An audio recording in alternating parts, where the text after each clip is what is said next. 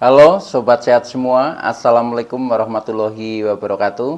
Salam jumpa kembali dengan saya Sugito di channel Berbagi Sehat, channel edukasi dan motivasi seputar asam lambung, anxiety psikosomatis.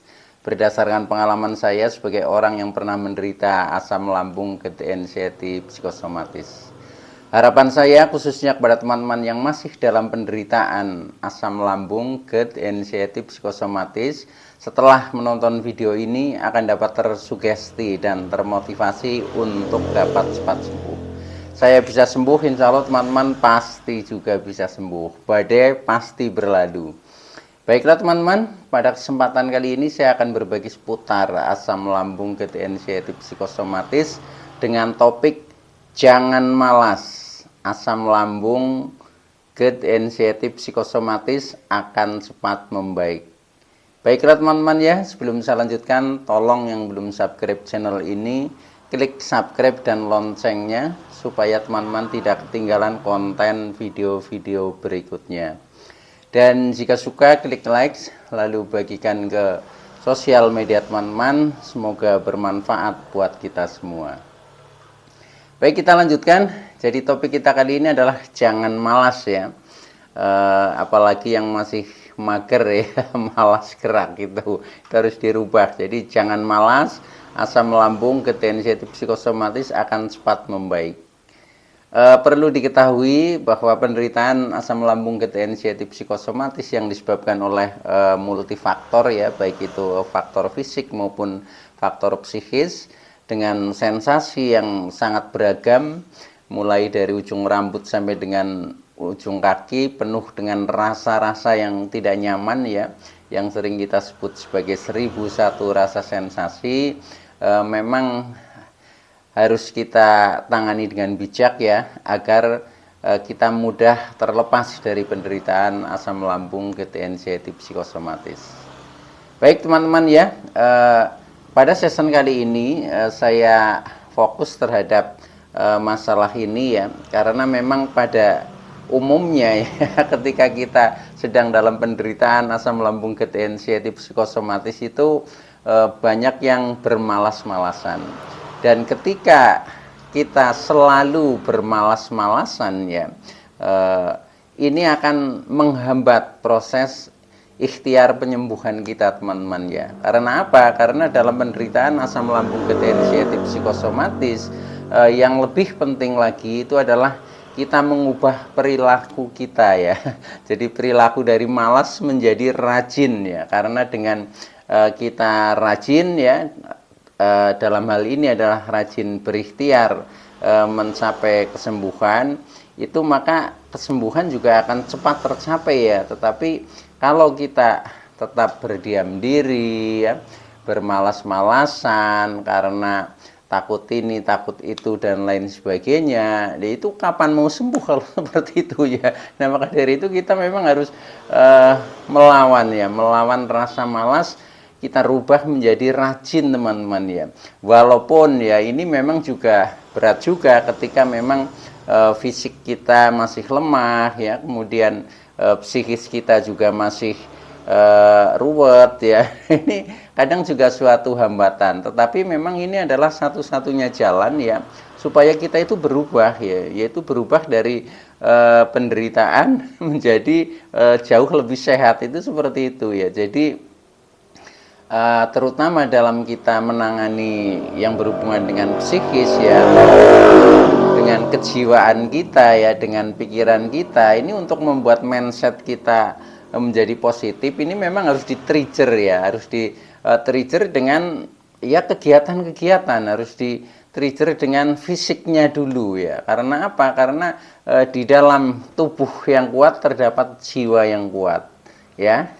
Itu maka itu berlaku ya, ketika mental kita ingin kuat ya, ingin sehat ya secara psikis, maka ya tubuh harus dikuatkan dulu ya, itu seperti itu. Atau sebaliknya ya, ketika mental kita lemah ya, tidak kuat, nah itu nanti efeknya tubuh juga akan menjadi sakit. Nah, karena itu maka ini adalah triggernya, kita jangan malas teman-teman, jangan malas, kita lakukan saja ya kegiatan-kegiatan dengan rajin ya, yaitu kegiatan terutama yang mengarah kepada ikhtiar penyembuhan, teman-teman. Nah, itu karena apa? Karena sebabnya kita malas ini memang saya juga merasakan ya, waktu itu dalam posisi yang istilahnya kita kondisi terpuruk ya, waktu itu eh, berat badan turun sampai 10 kilo ya saya itu waktu itu seperti itu, kemudian badan itu lemas ya, kemudian tenaga juga tidak ada ya, gerak sedikit itu juga sudah capek, kemudian sampai muka pucat ya, kurus. Ini pokoknya sepertinya tidak berdaya ya. Nah, tetapi dengan kita bermalas-malasan, selalu berdiam diri ya, kita menikmati rasa-rasa yang tidak nyaman itu, nah itu semakin menjadi, teman-teman. Nah, oleh karena itu kita harus merubah perilaku kita, yaitu dari malas menjadi lebih rajin, teman-teman ya. Walaupun saya menyadari ya, dan saya paham juga ya terhadap teman-teman ya, karena saya mengalami ya itu. Jadi kenapa itu malas ya, itu malas memang yang pertama ya, waktu itu saya karena memang masih terlalu banyak sensasi ya. Sensasi baik itu fisik maupun sensasi yang bersifat psikis ya.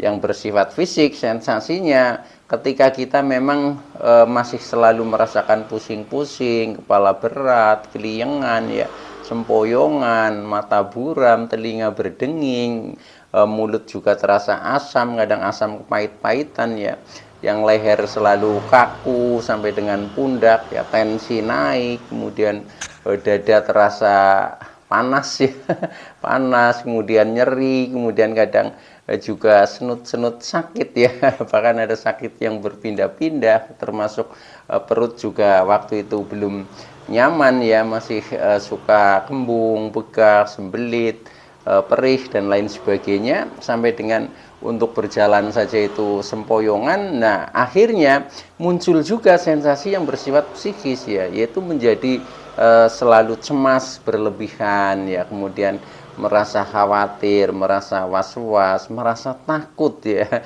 Kenapa itu takut? Yaitu karena dipicu oleh sensasi fisik yang muncul. Contohnya untuk berjalan saja itu takut ya, karena ketika jalan itu kan rasanya goyang ya, sempoyongan seperti mau jatuh. Nah, ini di pikiran kan seolah-olah wah jangan-jangan nanti pingsan kan, seperti itu. Nah, akhirnya pilih untuk berdiam ya, hanya duduk saja, kalau nggak duduk ya tidur, itu seperti itu ya. Nah, itu saya maklumi ya, tetapi ya itu jangan berlarut, teman-teman ya, jangan berlarut. Artinya kita harus belajar sedikit demi sedikit sesuai dengan kapasitas dan kemampuan diri kita ya, tetapi tetap kita berjuang ya. Makanya untuk sembuh dari asam lambung, gejala anxiety psikosomatis itu memang butuh perjuangan ya. Tetapi ketika kita memang di dalam berjuang ini betul-betul energik ya, betul-betul semangat, itu pasti akan ada hasilnya, teman-teman. Dan itu juga faktanya ya pasti akan sembuh ya. Nah, itu seperti yang saya alami juga seperti itu ya. Makanya dari itu ya caranya kita rubahlah, jangan kita selalu bermalas-malasan, itu seperti itu. Nah, untuk kali ini saya sampaikan tip-tipnya agar kita tidak malas ya, agar kita tidak malas. Tipnya apa saja ya? Ini seperti yang saya lakukan ya. Tipnya adalah yang pertama, satu ya, buat rencana-rencana positif, teman-teman. Yang pertama, bila perlu ditulis ya. Jadi kita seolah-olah punya timing schedule ya. Itu jadi punya jadwal lah, jadwal rencana ya, rencana-rencana kegiatan itu. Nah, itu contohnya ya, kita rencanakan mulai dari bangun pagi, teman-teman ya. Bangun pagi ya, mungkin bangunnya agak ini ya, kasik ya, jadi sebelum subuh ya. Nah, itu mulai bangun pagi ya sekitar kurang lebih jam 4 ya. Nah, itu kita sudah langsung misalkan mandi pagi ya. Karena apa diawali dengan mandi pagi? Dengan mandi pagi itu manfaatnya banyak sekali ya. Seperti yang saya share dalam konten yang lalu, nah itu bisa secara detail, teman-teman bisa putar kembali ya videonya supaya kita lebih paham tentang manfaat mandi pagi. Ternyata dengan kita melakukan dimulai dari rajin mandi pagi, ini betul-betul pikiran kita ya, perasaan kita, jiwa kita ini jauh menjadi lebih bersih teman-teman ya. Jadi untuk membersihkan pikiran-pikiran negatif itu memang harus di-trigger ya, harus dimulai dari kita bersih secara fisiknya dulu ya. Kita sejukkan ya. Nah mandi itu mandi ini teman-teman ya, jadi dari kepala ya, istilahnya seperti mandi ketika kita keramas lah, itu seperti itu akhirnya kan kepala menjadi segar ya. Nah segar akhirnya pikiran itu juga menjadi segar juga ya, menjadi segar, menjadi jernih. Nah akhirnya untuk melakukan kegiatan-kegiatan yang ke depan ini sudah disiapkan dengan pikiran yang positif ya, itu seperti itu. Jadi setelah itu karena kita sudah mandi kan sudah merasakan kesegaran ya, kesegaran. Nah akhirnya ini kita inginnya melakukan kegiatan-kegiatan yang positif. Nah contoh untuk mengawali kita mandi pagi itu bisa jadi ini seperti saya itu dulu pakainya masih air hangat teman-teman ya, karena kalau untuk air dingin biasanya masih agak takut ya kedinginan, akhirnya pakai air hangat. Itu nggak apa-apa, sama saja ya, yang penting kita mandilah, air hangat boleh, air dingin juga boleh, itu sama saja. Nah setelah itu jadwal berikutnya ya, ini sudah menjadi kebiasaan, yaitu kemudian kita sholat subuh. Jadi kalau bisa itu mandi sebelum subuh teman-teman ya. Nah setelah itu melakukan sholat subuh. Nah setelah sholat subuh kemudian kita lakukan lagi, yaitu kita jalan-jalan di sekitar rumah ya. Ini tujuannya juga untuk memulai menghirup oksigen yang lebih segar ya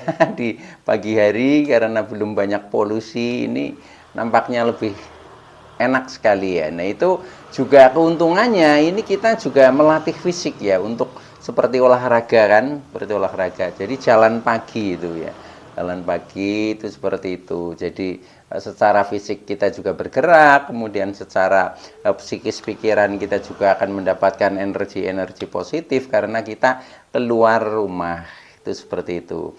Nah itu lakukan ya, lakukan. Memang awalnya itu berat sekali ya, berat sekali, tapi nanti kalau sudah berjalan 1 minggu saja itu sudah ada perubahan teman-teman. Oh ternyata sekarang saya sudah merasakan nyaman, saya sudah merasakan damai, bahkan saya sudah bisa mulai merasakan kebahagiaan. Nah itu nanti akan ditemukan setelah kita itu rajin ya, rajin melakukan aktivitas yang positif dalam rangka ikhtiar penyembuhan itu ya. Jadi kegiatan-kegiatan itu anggap saja sebagai terapi teman-teman ya. Karena apa?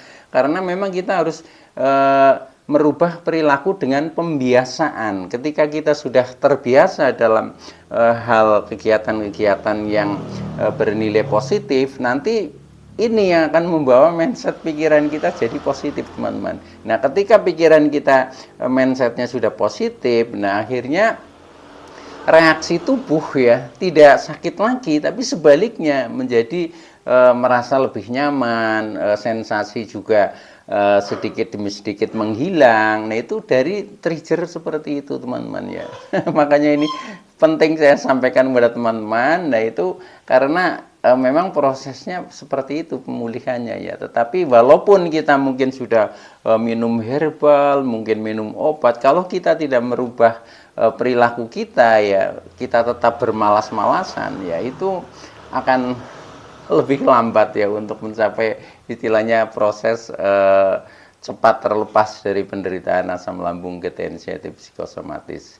Baik teman-teman ya, jadi pokoknya buat saja rencana. Nah setelah itu ya, itu kan tadi sudah mandi pagi, sudah kemudian sholat subuh, kemudian sudah jalan-jalan. Nah setelah itu mungkin kegiatan untuk persiapan ketika kita mau bekerja mungkin ya. Nah ini kita siap-siap untuk bekerja. Nah setelah itu ya mungkin kita berangkat saja ke bekerja. Bagi yang sudah punya pekerjaan atau punya profesi, atau mungkin yang profesinya masih bersekolah ya, persiapan untuk berangkat ke sekolah atau berangkat ke kampus kuliah, itu lakukan saja dengan penuh percaya diri ya, percaya diri, dan itu pasti bisa ya. Nah begitu seterusnya ya, setelah nanti kita melakukan kegiatan aktivitas yang sesuai dengan profesi, setelah itu ya ada jadwal lagi ya, mungkin setelah pulang dari bekerja, nah kita kegiatannya apalagi itu direncanakan sampai dengan tidur lagi ya. Nah mungkin ditutup di jam 9 malam ya, katakanlah mulai berangkat tidur, atau selambat-lambatnya jam 10 malam lah itu mulai tidur lagi, kemudian pagi lagi, lakukan seperti itu lagi teman-teman. Jadi pokoknya biasakan rajin ya, biasakan rajin, jangan bermalas-malasan. Ini adalah cara men-trigger diri supaya mindset pikiran kita menjadi positif dan tubuh kita juga jauh menjadi lebih energik ya, karena kita banyak gerak. Oke ya, itu. Jadi itu yang pertama ya, tipsnya buat saja rencananya teman-teman. Bila perlu ditulis ya, kalau tidak ya diingat-ingat juga nggak apa-apa lah, wong itu kegiatan kita sendiri kan pasti kita akan menghafalnya. Yang penting di dalam benak kita itu seolah-olah kita sudah punya rencana, besok saya mau ini dan seterusnya seperti itu. Nah tinggal lakukan saja. Nah kemudian tip yang kedua, selain kita membuat rencana-rencana tadi ya, tip yang kedua adalah selalu afirmasi positif. Nah, afirmasi positif ini sangat penting teman-teman ya. Karena apa? Karena di dalam kita belajar untuk melakukan aktivitas dengan rajin ya, tidak bermalas-malasan, ini sering sensasi itu kadang muncul ya. Apalagi yang masih ragu-ragu itu biasanya lebih mudah untuk mengundang sensasi itu menjadi datang. Nah maka dari itu kita selalu afirmasikan positif. Contohnya ya, saya sudah sehat ya, semakin hari semakin sehat, semakin hari semakin damai, dan semakin hari semakin bahagia. Saya tidak apa-apa ya, kalau toh itu ada sensasi hanya numpang lewat. Faktanya saya sehat walafiat. Itu selalu kumandangkan ya seperti itu. Jadi pokoknya kita harus, istilahnya afirmasi positif itu sama saja memberikan sugesti positif pada diri kita sendiri. Jadi itu kita sering melakukan dialektika ya, atau monolog dengan diri kita sendiri ya. Jadi siapa lagi yang memberikan motivasi kalau bukan diri kita sendiri, karena orang lain itu kan terbatas ya. Tapi kalau diri kita sendiri itu selalu ya, selalu, karena ya bersamaan antara tubuh dan jiwa kita kan menyatu. Nah itu kita ajak berdialektika ya. Dengan seperti itu nanti menjadi kuat ya. Jadi mental ya atau jiwa kita itu menjadi kuat ya. Kemudian tubuh juga kita ajak untuk bersemangat ya. Kita ajak untuk bangkit ya. Ini itu memang ini istilahnya support dari dalam diri kita sendiri. Ini itu lakukan saja. Jadi selalu afirmasi positif ya. Jadi contohnya, saya sudah sehat, saya tidak apa-apa, saya baik-baik saja, faktanya saya sehat walafiat, kemudian saya bisa beraktivitas, kemudian saya tidak takut lagi, saya tidak cemas lagi, saya tidak khawatir lagi ya, saya produktif, saya kreatif, saya inovatif, dan seterusnya ya. Itu kumandangkan saja ya di dalam diri kita dan tepuk di dalam dada kita ya. Itu nanti cara membangkitkan mental itu seperti itu teman-teman ya. Itu nanti insya Allah kegiatan yang tadi sudah direncanakan, sudah dijadwalkan, itu akan bisa berjalan ya. Walaupun misalkan sedikit ada kendala ya wajar, karena memang ini proses belajar. Itu harus disadari seperti itu. Tidak ada yang namanya belajar harus langsung jadi ya. Contohnya ketika anak kecil ya, balita sedang belajar berjalan, itu kan berapa langkah saja udah jatuh misalkan, tapi dia tetap bangkit kemudian mencoba berjalan lagi, kan seperti itu. Nah itu bayangkan seperti itu. Jadi kita itu sama seperti itu ya. Nah maka dari itu kita memang seolah-olah harus memulai dari nol teman-teman ya, tetapi dengan semangat yang tinggi, kita mengingat ya masa lalu sebelum kita terkena asam lambung degeneratif psikosomatis juga, kita orangnya energik ya, kita orangnya produktif, kita orangnya kreatif. Nah itu kumandangkan lagi ya, jadi ingin kembali seperti dulu lagi. Itu seperti itu juga termasuk afirmasi positif ya, lakukan saja teman-teman. Oke ya, itu yang kedua. Jadi afirmasi positif itu selalu ya. Nah selain afirmasi positif yang sifatnya membangun mental, juga secara spiritual kita banyak berdoa teman-teman ya, banyak berdoa ya, banyak istilahnya selalu mengingat kepada Sang Pencipta ya, Tuhan Allah Subhanahu wa taala. Itu insya Allah nanti kita akan menjadi lebih enteng untuk melakukan kegiatan-kegiatan yang tadinya kita rasa itu berat ya. Pasti bisa teman-teman, bisa. Yang penting itu sesuaikan dengan kemampuan saja dulu ya. Tetapi kita sudah punya niat, tidak akan malas lagi. Itu seperti itu ya. Oke, nah kemudian tip yang ketiga ya, lakukan kegiatan yang telah direncanakan mulai dari mandi pagi. Jadi ini tadi saya contohkan, kita membuat rencana mulai dari bangun pagi ya. Jadi bangun pagi biasanya kita istirahat sebentar, nah setelah itu siap-siap mandi. Nah setelah mandi ya sudah, kemudian kita aktivitas berikutnya.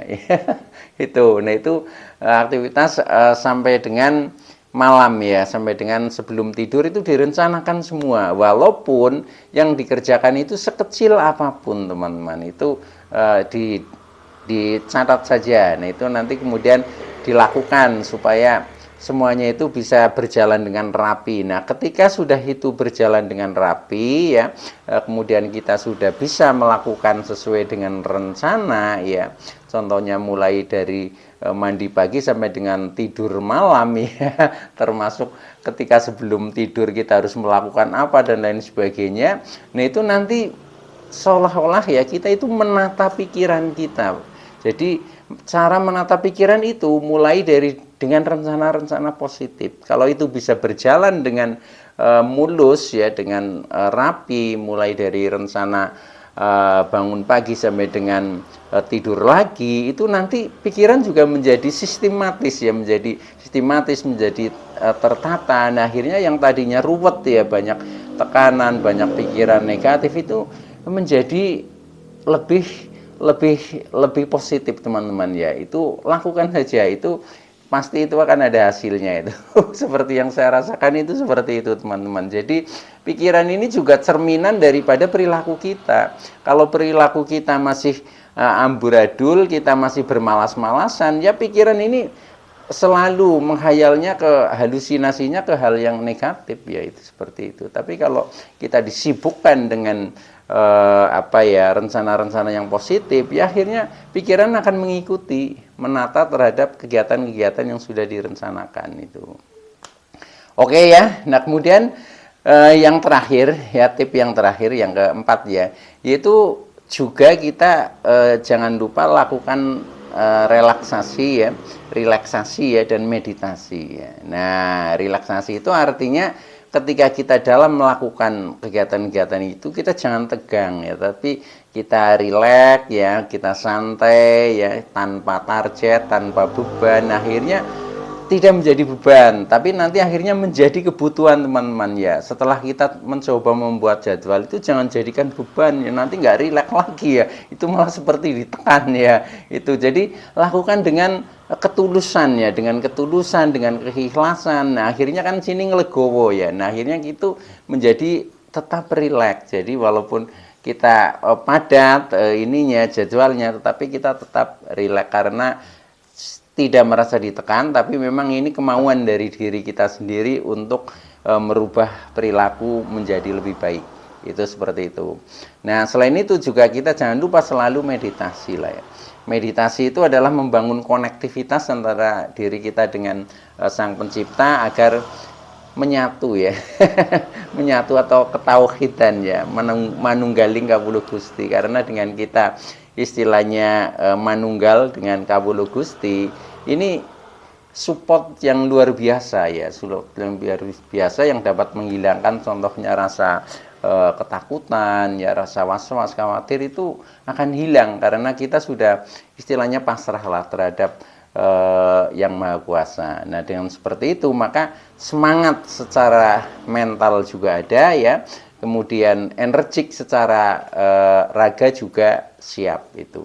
Nah, dengan seperti itu insya Allah ya nanti sedikit demi sedikit akan membaik ya, tanpa disadari ternyata sekarang sudah energik ya, sekarang sudah tidak takut lagi, sekarang sudah berani lagi ya, dan makan juga sudah enak ya, akhirnya bisa merasakan kebahagiaan. Baik teman-teman ya, itu dulu yang bisa saya sampaikan, kurang lebihnya mohon maaf. Terima kasih atas like, subscribe, serta komennya. Saya Sugito dari channel Berbagi Sehat. Saya bisa sembuh, insya Allah teman-teman pasti juga bisa sembuh. Badai pasti berlalu. Oke, terima kasih. Wassalamualaikum warahmatullahi wabarakatuh.